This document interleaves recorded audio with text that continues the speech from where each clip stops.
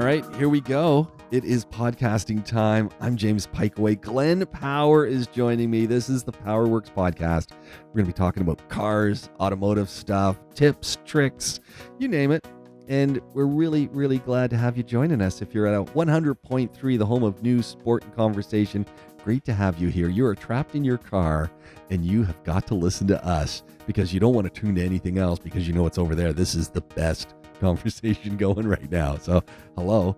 If you've decided to join us because you're on YouTube or Spotify or any of the other streaming services, welcome. Thank you for joining us. Like us, subscribe, follow, and share.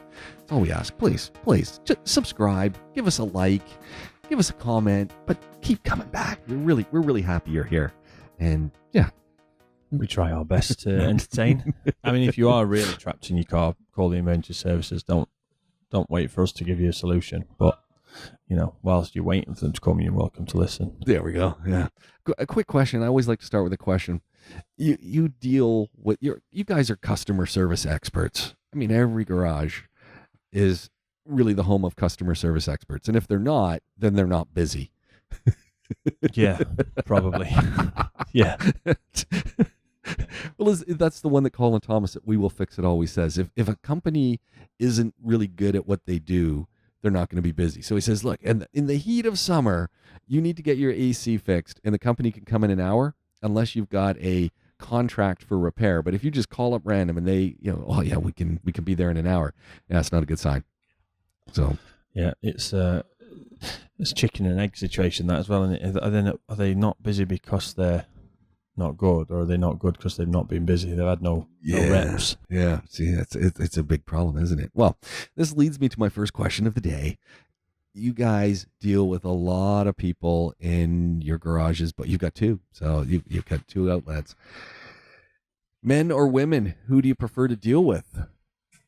Oh, choose your answer wisely. That genuinely depends on how that individual sees their car.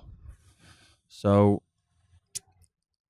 this is purely anecdotal. There's no record. I might start keeping this record now, but we probably have more men that have cars as a toy or an object that they've bought for a reason. So, typically if a car comes in that's impractical, let's say, you're not going to fit a baby seat in it, you're not going to have a comfortable ride for a family going to the shops or on a road trip, it's usually a man that brings it in. And so on the extremes of the sort of impracticality, it's usually the men that have it. Now, the problem is with those purchases, it's usually the men that have bought them. They're the ones that are willing to look after that car because they've bought it because it's got a connection to them. It's not just a metal box with wheels that gets to and from work. And on the other end of that is when you get to the other extreme of a totally practical car that's just for being used to do the family A to B, shopping, this, that, and the other, they are typically the ones that are bought in by the ladies. So you'll have a woman that brings that car in. Now, on both extremes, both people want to spend money. But they're happy to spend money because they want to fix their car. They need to keep it on the extreme of a family practical minivan, whatever it might be. They want to keep it safe because they've got the family in it. And the one that's for thrashing around at the weekend, they want to spend the money because it's their ego extension, if you like. So they're good. The ones that are potentially difficult to deal with, and it's not necessarily a man or a woman, are the ones in the middle where it's kind of like, the Pajero, like we've said before. You've given up. You've got no, it does its job. You're not going to have fun driving it, particularly. And I bought this because it was reliable. And what you mean it needs 3,000 or 4,000 dirhams spending? I don't want to spend it. I've got no appetite. Look at it. It's a wreck. My kids have destroyed it on the inside. They're the ones that are difficult to deal with because you've got to. Well, I guess you've just got to do your job. Right. You've got to actually explain why you need to do some work and the benefits of doing said work and what would happen if you don't do that work. So yeah, it's not really. And I mean, I know it'd be good for clicks clickbait if we said all one I'm way or thinking, the other. I'm thinking of Instagram Shorts here. Come on, I need some. But I mean, the easiest ones to deal with are the ones that the customers to deal with are the ones that like the car the most. Okay. The ones that like the car for whatever reason that be. The two extremes of the scale are the ones to deal with, whether it's man or a woman. The ones in the middle are horrible. The difficult ones to deal with in terms of relative to the other extremes. Because who wants to get up in the morning and have a problem with a car that they just used to go to work? It's always first thing in the morning. Yeah, it's always when you're trying to get out to dinner or something, and you get out there, and if it's not the battery gone, it's the something with the rad or a starter, or it's all the big. Nobody wants it. Nobody wants to spend money. I mean, you've got these. This is not a nice thing to have to constantly give people bad news, right? And that's what we're doing for 85% of our customers. We're having to give them bad news if they've asked us to check something. It's never going to be, what you were thinking about? Yeah, it was just a stone stuck in the tyre tread. It's fine. Take it away. It's done. No charge for that today. Very, very rarely happens, right? So we're always giving people bad news, and nobody wants to deal with that. My son is driving my late mother-in-law's Subaru right now while we figure out what to do with it. My feeling is sell it and get a Corolla. No. Or something. No, I'm just saying, basically a small, easy to repair car. Yeah. It doesn't need to be a Corolla, but it doesn't need to be a Subaru either. And he took it back to the dealer actually, because it's pretty low mileage. It's at the 60,000 kilometer checkpoint. And I think it's one of those things people forget with cars. And so he took it in, and it was actually our suggestion to say, look, it's probably still on warranty, this thing. I think it is. But you might as well take it to the dealer and get them to look at it. At least they know what's going on with a car like this. And it was about an $800 Canadian service. They also did the brakes needed to be, and there's about 10% of the pads left on the back. So they did some brake work and whatever. But got it ready to go. And the funny thing was, because my son's hasn't really been driving this car for very long, so you don't really know things about it. And he calls him and says, "Dad, there's this funny sound coming from the car every now and then." And my first thought was, that could be your fan, the coolant fan coming on. It's a pretty new car, so it's actually the air conditioning coming on, and there's a little bit of a screech and the sound of the coolant going through, which made me think, maybe that coolant's a little low. But it was funny that when he took it in and got the 60,000 kilometer service, nothing on that flagged them if they looked at the air conditioning, which I'm thinking they would have. Should have, I would have guessed. Yeah. I would guess. I mean, it's a Subaru dealer. It's not. Yeah. So it didn't flag them. But it's funny, all those little things and those little costs that we keep coming back to. From nowhere. Yeah. That's it. I mean, there's no $800. Yeah. That's a lot of money. That's, if we put it by 3, it's 2,400 dirhams, which is actually not bad. Well, I remember when I was little, I used to go to the supermarket with my grandparents, and they'd have they called it Christmas Club, and you'd give you'd go and pay. I mean, I'm talking about when you could do a weekly grocery shop for £12, but you'd pay your £12 at the till for your weekly shopping, and then they'd have a card, and you'd give them an extra £1, and they'd give you a sticker, like a stamp that you put on a letter, and they'd stick it to your card, and then there'd be 50 spaces, so you'd go in every week. And then by Christmas, you could take that card and you'd have £50 on it, and you could spend it to buy your turkey and they still do that. Whatever. Well, I'm assuming there's an app for that now, so no old people are doing it. But somebody should nail that down for car maintenance. Yeah, there should be that way of doing it. Maybe that's probably something Tesla will come up with, because there's a lot of stuff you can do on Tesla as a subscription, right? Yeah. So there'll be a way to subscribe to a weekly. Like the Netflix model. You make money from attrition anyway, don't you? But it's been the case with book tokens and all sorts for decades. But if you have a subscription model to servicing, some people buy service packages. We don't sell them. We sell them to showrooms to sell on with cars that they sell, but we don't sell them to retail customers.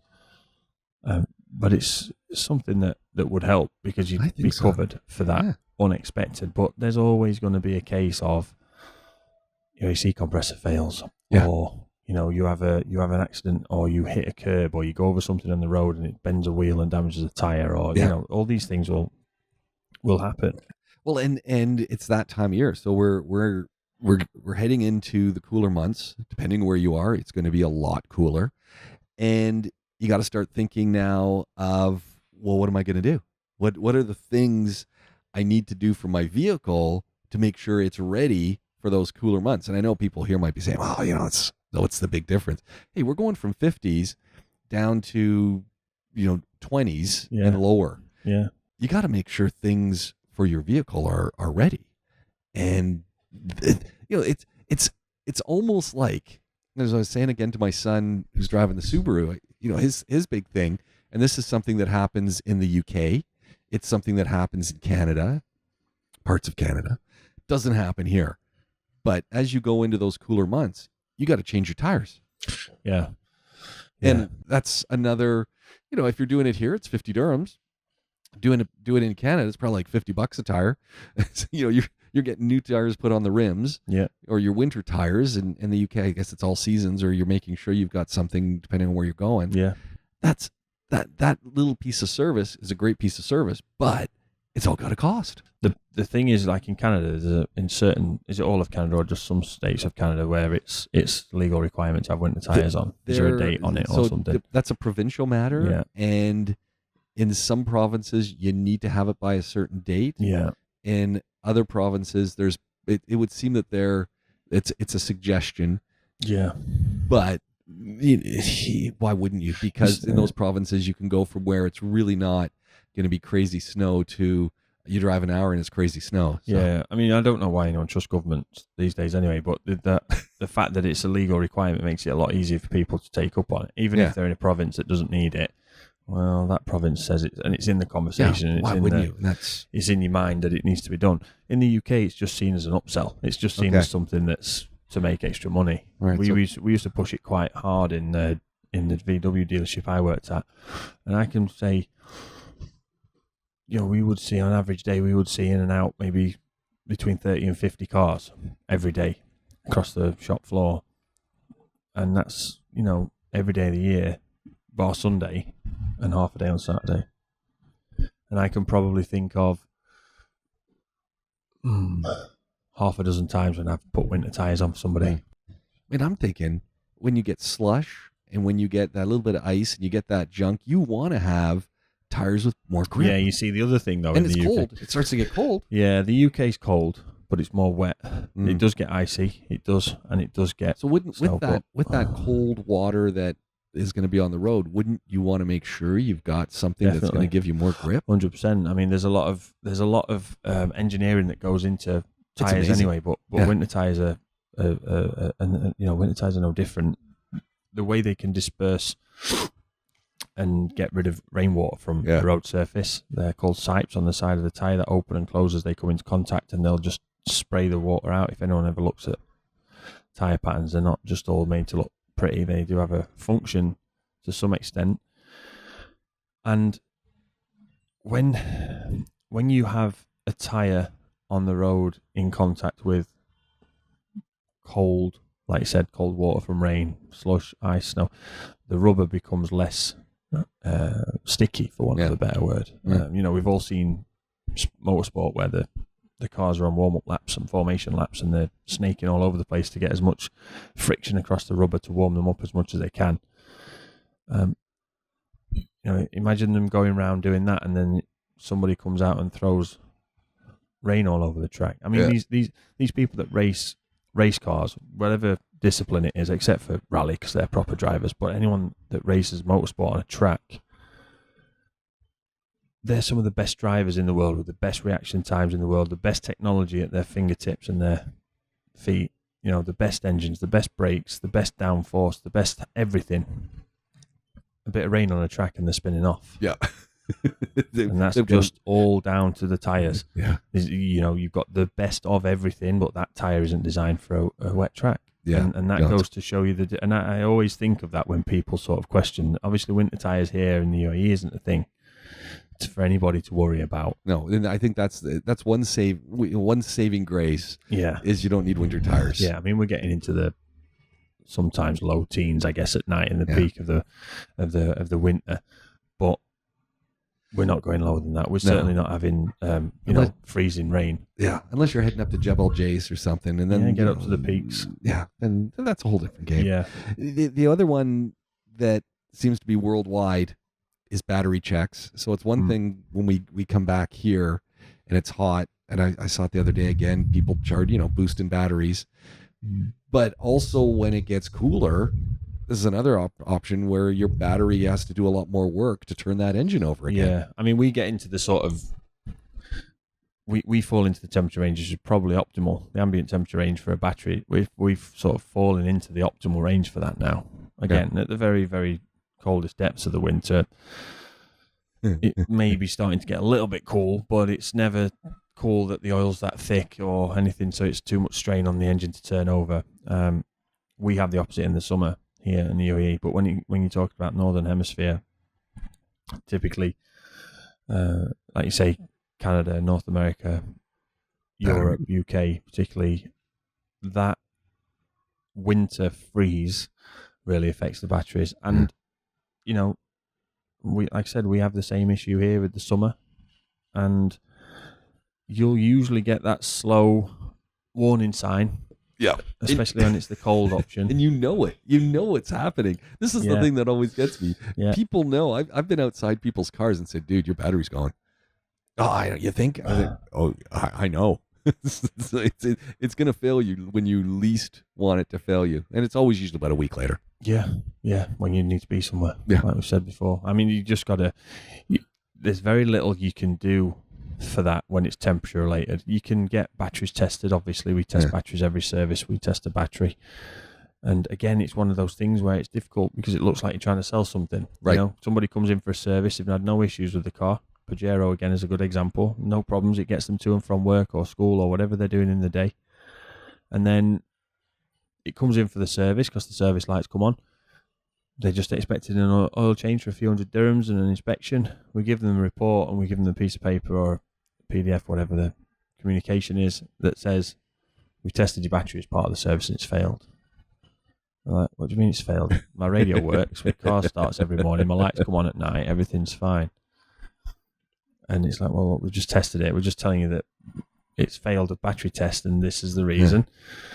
And we wouldn't expect it to make it through to its next service. When it's going to fail completely, we just can't tell you, and that's the problem with a battery. It's not like a phone, and we've all got used to that, right? You look at it and say, "Oh, okay, it's 1%." Yeah, you don't get that on a 12-volt battery. You know when the battery's going to fail is when you're at a Spinneys and you've pulled into one of those diagonal parking spots that you can't back into, and you've gone in and you come out. That's exactly when it's going to fail, when it's a pain in the rear end to push out your vehicle because you can't really do it because you're going to obstruct all the traffic. No one's happy.